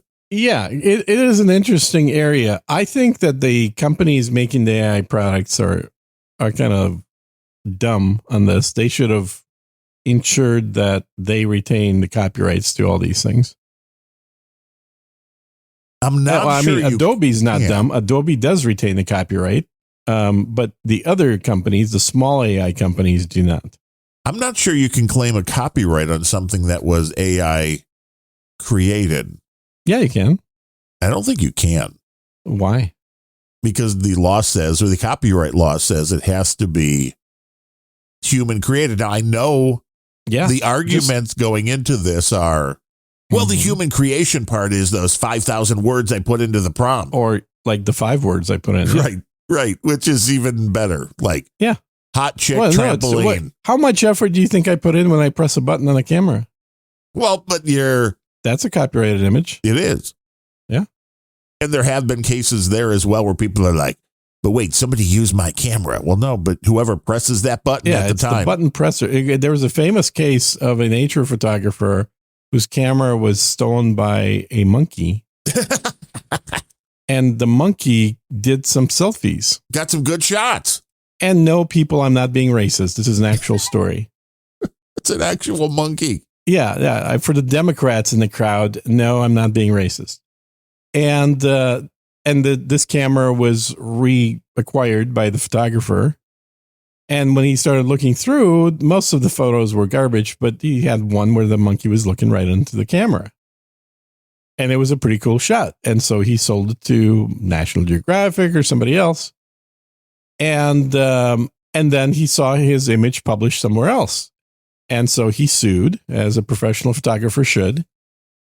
And he lost the case because he couldn't prove that he had anything whatsoever to do with the image, and merely ownership of a camera does not create a copyright. Right.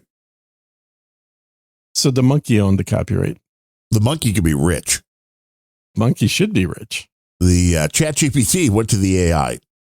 As of now, AI created images cannot be copyrighted in the United States if they are created entirely by an AI without human intervention. That's, of course, where it's going to get a little bit tricky. It says the U.S. Copyright Office requires a certain level of human authorship for copyright protection to apply, meaning there must be a significant human creative contribution to the process. Okay, so then this is actually interesting. So if you provide the Sono with words, with lyrics that you want in the song, well, of course, you own those. Then you own the copyright on the lyrics, but I think you probably also own the copyright on the song. I think that would be enough. That would be a significant enough human. I would agree. As long as the lyrics were written by a person, right, not generated by an AI. They have issued guidance that purely AI generated works that do not qualify. However, if a human makes creative choices during the generation process. Well, a creative choice is literally giving it the 5 keywords. That's a creative choice. Now, because it says such as selecting input prompt, making modifications, combining AI generated elements with original content, the contribution could be eligible for copyright protection. Now, it says the human's contributions, which I don't know what that does when you're combining that. But I'm sure there's going to be a lot of court cases arguing about this. And I don't know how you're ever going to prove any of this, especially when it comes to AI text. There's Yeah. there's nothing that can be done to prove whether a human came up with a string of words or if an AI has. Oh, sure, there could. You could just look at their history of AI prompts. Well, then this would be true, but how do you know with the final product what percentage, if any? There's a lot of AIs that try to guess this. None of them are very good at coming out with a proper answer. In music, I have noticed an album or two here and there. Yeah, that's been self-released that when I go and hear a clip that I hear the exact same thing I hear on the and AIs. That's why I bring it up. There's actually one of the guys that I play video games with just released an album. As a fake band doing AI. And it is, I mean, it's not my style of music. It's like traditional guitar rock shit. But he basically has like 8 songs about the video game that we play. Nice. And he and another guy. That's a niche market. I'll give him that. Or do you say niche? Niche. And he and another guy spent quite a bit of time, from what I can tell, on coming up with the lyrics, and then used Sono to create the full music.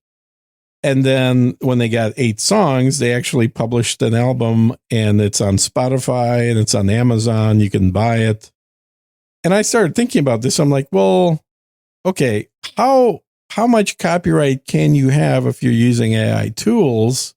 But I guess as long as you have significant contribution through the lyrics, and being a video game, there's a lot of video game specific lyrics in there that obviously normally I would not know about. So they clearly have enough in there. But like, talk about a shortcut to getting stuff on Spotify and selling at Amazon. Well, this is the issue. There have been, I don't have these stats in front of me, but I've read things talking about how many new books have shown up on Amazon. Mm-hmm. And you know that a lot of them were AI created. And again, I don't know if there's a real answer to how you take care of that, how you try to weed those out. I think the answer is one that a small percentage of people would not like and everybody else would like. Make everything copyright free. Yeah, that's the answer. And then nobody has to pay for Copyright anything. only exists to protect the rights of creators for a short duration of time so that their original creation could not be duplicated and for financial gain. Like, all those elements have to be in there. It has to be an original creation, and it can't be duplicated for financial gain.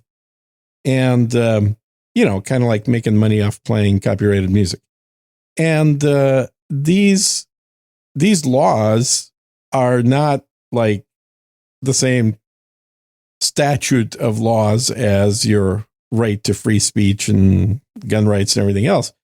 This is, these are laws around creating an improvement in mercantilism.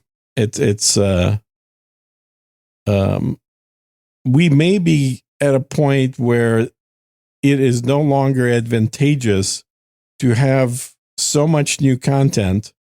And one way to throttle down the creation of new content is to remove copyright. Well, and if you're Amazon and you're trying to determine what is or what is not AI, it's like, there's no way to do it. There's no way to do it. Yeah. And the beauty is, you can absolutely sell works on Amazon that you don't own a copyright to. As long as nobody else is saying they do either. Correct. So if you look at like works of Edgar Allan Poe or somebody that's been dead for over 100 years. Yeah, that have dropped out. None of those, well, I shouldn't say none, but any of those, if you look at them, do not have to be published by the relatives of that person. The person publishing the works of Edgar Allan Poe could be, a 23-year-old guy living in Brooklyn, New York. Yeah, they're copyright free now. They're copyright free, but they're still sold. Right. That's the funny thing. Like, because copyright free, if you do a little digging, you should be able to find a copy online and grab it for free. Now, if you want a physical book, that's a little bit If you want a physical book, obviously you're going to have to pay for it, but not just physical books. If you're lazy and you don't want to do that search and you just want an Amazon ebook to look on your Kindle or your computer, but basically it's like, I know Amazon has the collected works of Edgar Allan Poe and it's $7. Fuck it. I'll just buy it. Right. It's easier. And now you're just trading time for money, but Which the is what person a lot that you of people bought it do. from had nothing to do with that work. Well, they put it into the computer system. Other than they did the search online, they grabbed the PDF files and then they put it up for sale on Amazon. Maybe they formatted it nicely. Yeah. And there's a guy, you may have actually seen him. He's become more of a political commentator lately, but he didn't used to be. Sixon Hexon. The hell is his name? Sticks Hex. You got me. He's like, if you would have seen him, you know exactly who he is. You're not recognizing the name. You may not have seen him. I'm sure other people have. He's a super skinny dude with long hair and glasses. He looks like a stereotypical libertarian. And, it's his, I think his handle is like Sticks and Hexen 666 or something like that. It's a good handle. But he is he's been on Tim's podcast, a bunch of other people's podcasts. Oh, Tim. Good old and Tim. He's been in he was just in jail for a week or so for something that he clearly didn't do. And the way that he's been making money now for 20 years is by publishing collections of old mystic texts. And he's been organizing them and publishing them on Amazon. I can see that. It's providing a service. A variety of old mysticism, old religions, and not just Roman and Greek, but like all the other ones in between.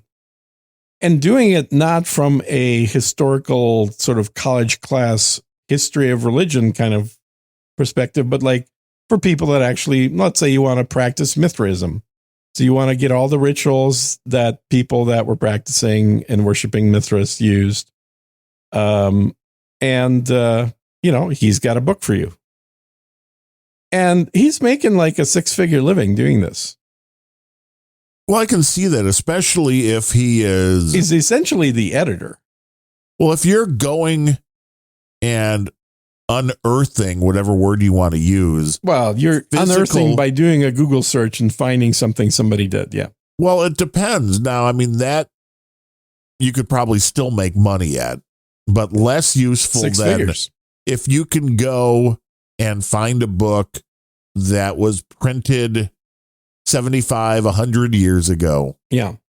And then just digitize that. Because again, it has fallen out of copyright. Yeah. And a lot of this stuff is not online and it can't be found because they're obscure books. Yeah. And if you're willing to destroy the book, I found this out when doing a favor for somebody who doesn't want to be mentioned always, that you just tear the book up and put it into my scanner.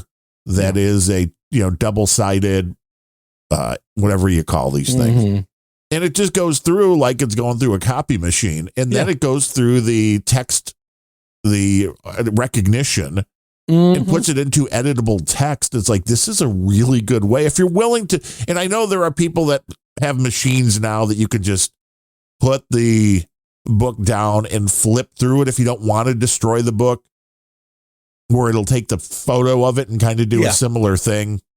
But if you're willing to destroy the book, all you got to do is put that son of a bitch into a vise or something, make it easier, cut the spine off, and then just feed it through a machine. I mean, your work is done in like an hour. And anybody that's then looking for that book, you just went and published it on Amazon like it's a new book. Yeah. Exactly. I mean, why not? It's true. And I've got a book that I've had in my family now for a long time. It's a collection of newspapers from the American Civil War. And I told Ben I'm going to give it to him because he's a Civil War buff. Which side was he on? The right one. CSB 3333. You're still going? I just napped during your podcast. He likes the soothing voice of. He said that before. He said this is the perfect podcast to put him to sleep. We are very soothing. Yeah. Well, given that it's about 4:30 p.m. where CSB currently is. Well, he probably had to my satellite tracking. Right. Then it makes total sense that he's doing a siesta. He had a few pierogies too many for lunch. Pierogies. I do like pierogies. Who doesn't like pierogies, dude? They're delicious. They are good. Which ones do you like? All of them. I mean, anything with a little bacon and potato is good. Sauerkraut. There's really no bad pierogi. I like the meat ones, the ground beef ones, and the sauerkrauts are pretty good actually because it gives a nice little tanginess to the pierogi.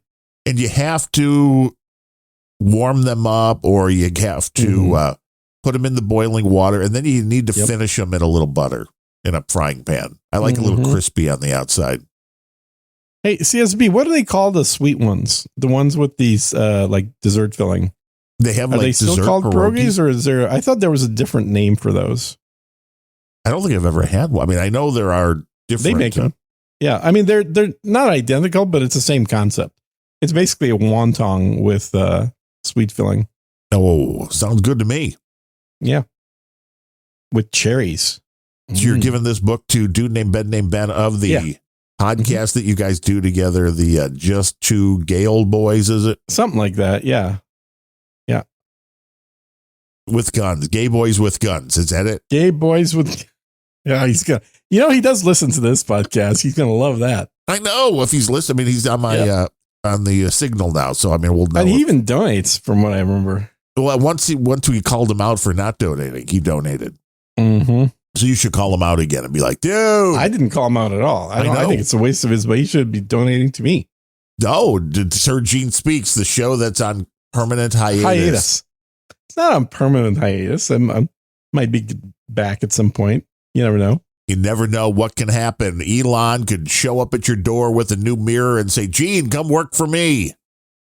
I've been applying like every other year. So I thought you were going to say like every other day. I just keep. All right. CSB said sweet pierogi are often called dessert pierogi. He responded without a boost. Wow, that's weird. I know he's listening in real time. He's like, and he's like, screw those guys. I'm not going to boost them. I'm just going to reply. They just ask down and stop asking questions and wanting boosts. Pierogi na słodko in Polish. Polish food is słodko. good. Pierogi na słodko. Typically filled with sweet ingredients like fruit, strawberries, blueberries, or plums. Sweetened cheese, yep. And even chocolate. Usually served with a topping of powdered sugar, yep. And sour cream, yep.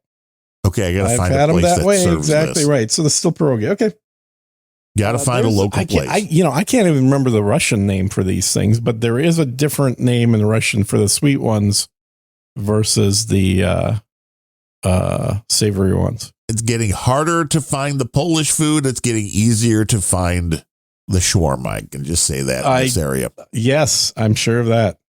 Although I do like the shawarma as well. I would say probably half of my food consumption on a weekly basis is halal. Yeah, I make it here a lot now with the little shawarma seasoning. Just make it in that. Throw the chicken in. Yeah. It's a lot cheaper, I'll tell you that. Oh, yeah. Yeah. Although getting the chicken can be hard at this point.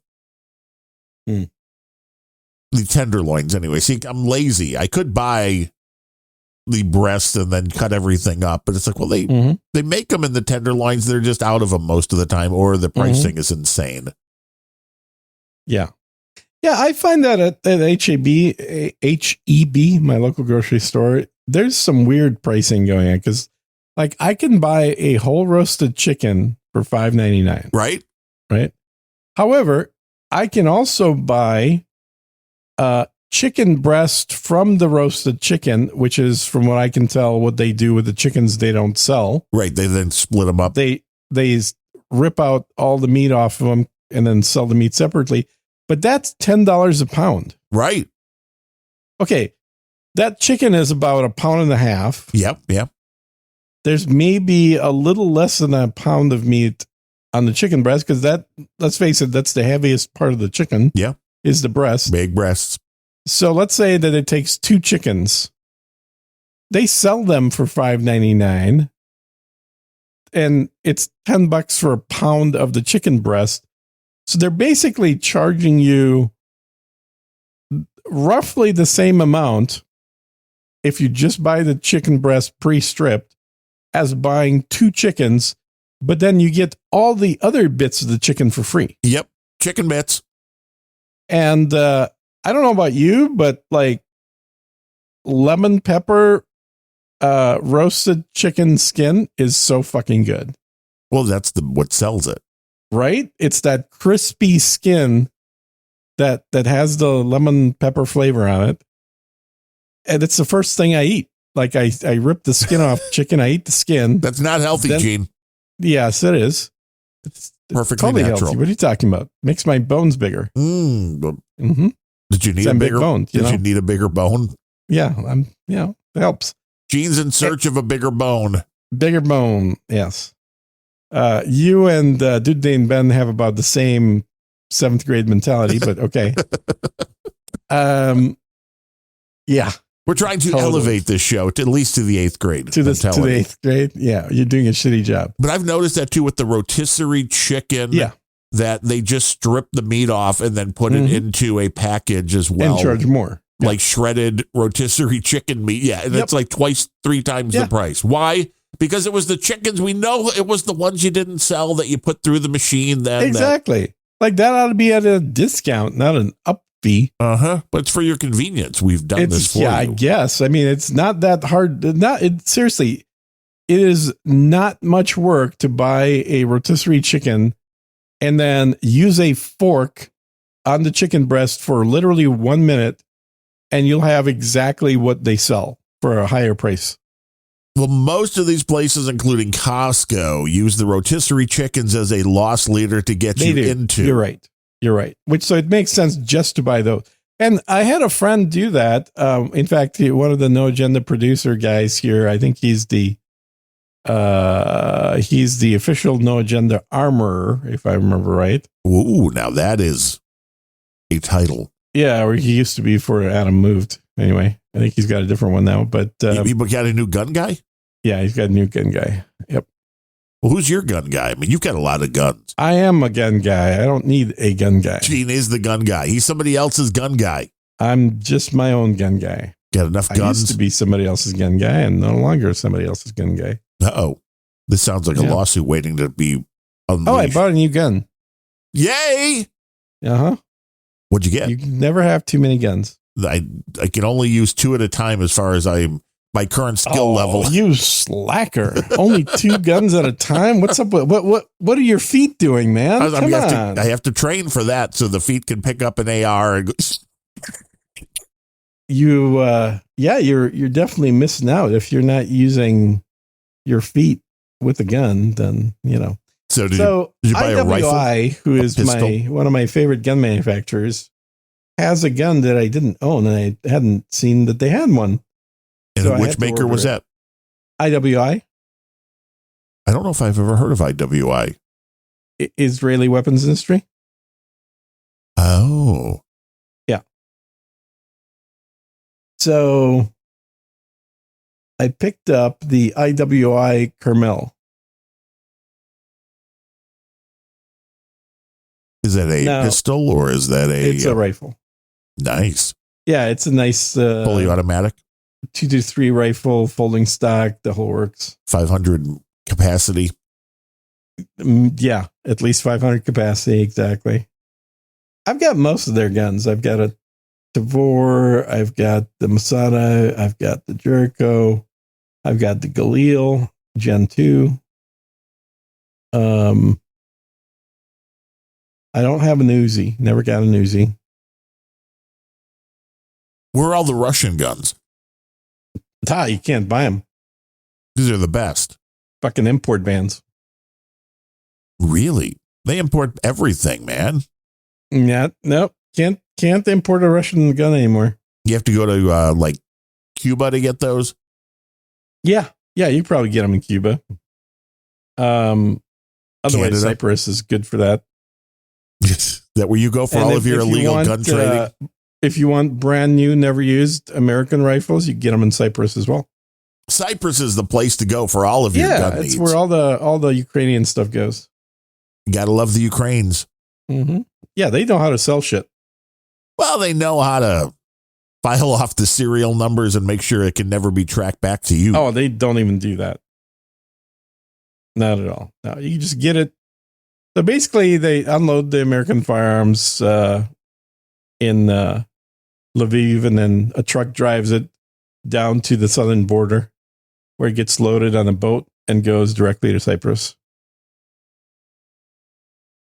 More news that you need to know from Unrelenting. Anyway, but yeah, I'm looking forward to it. I haven't received it yet, but I ordered it, and it's it kind of, I've been wanting to build an AR that kind of has all the features that this gun has, and I just noticed, I just discovered this gun. I was like, oh shit, they have a gun that has everything I've been wanting, which is a left side charging handle, a folding stock, standard AR replaceable grips and magazines. The whole wish list. It's like, yeah, I don't need to build it when I can just, when it comes right out of the factory, ready to go. Exactly. And they don't really need the guns in Israel, so might as well order it. No, they don't need it. Nothing's going on there. No, not at all. No, they're living through some good peace dividend times. Well, it's because of the Biden-Harris administration keeping the whole world on a very even keel. I think, frankly, the peace we have in the Middle East is mostly due to the fact that Obama sent millions of dollars to Iran in cash. That's clearly, we wouldn't have the peace that we have today if Obama had never done that. And then didn't we make that billions once Biden got into office? Didn't they? Weren't there like billions of dollars that were? It may have frozen? been billions, but I know it was at least millions. Well, I think Obama, but I think with Biden, I think they unfroze like billions of dollars worth of Iranian. Oh yeah, something like that. Yeah, they unfroze old assets, but then all of a sudden there was more terrorism there. I don't understand why. There's a difference though between shipping dollars and just unfreezing some assets. True. So I think Obama definitely was the guy you gotta. Where's my palette of American currency? Where's my palette of American currency? I know, right? Well, I could use that. They did hire an extra 100,000 IRS agents. Well, that's because they want their currency back. Mm-hmm. They're going after you. I haven't heard much lately about no tax on tips or no tax on overtime. Oh, that's because, they've said it once. How many times do they need to say it? Trump stopped saying it, so Kamala stopped saying it. Mm-hmm.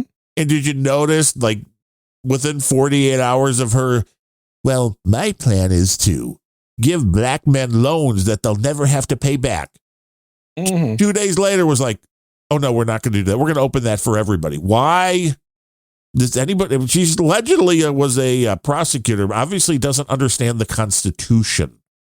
Yeah, that you can't go free money for one specialized group. Can't do it. But now she's going to be like, I'll show them. I'll say it's for everybody, but then the only people will give it to are these people.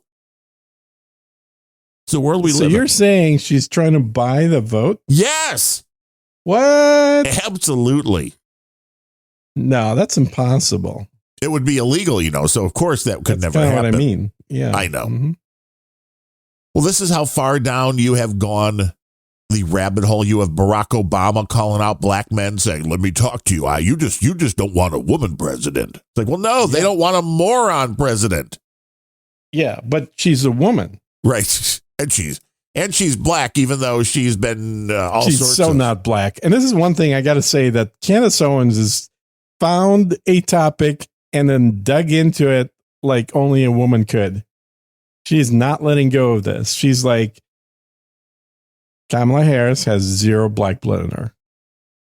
I don't know if it's zero, but it's not a lot. No, it is. It's literally zero. Her mom literally came from India. and is darker than her dad. Her dad came from Jamaica, from Irish descent. The only evidence, allegedly, of there being anybody who actually had dark skin on her dad's side was her grandmother. I can't remember her name, Iris or something. I can't remember her name. Which Candace has now found tons of evidence for, was the housekeeper. That is fantastic. For the family. She was literally, it's a family. It's an old English family, or the British Isles family in Jamaica, that still had slaves 100 years ago. And the photos that she's been using as her mother. Yeah, and the photo she's been using as her grandmother shows the housekeeper that she literally, is, there's a phrase for it. I can't remember what the politically correct term for it is, but she's basically culturally appropriating in order to justify her blackness, which doesn't exist. But it's what she's used to get her career where it is.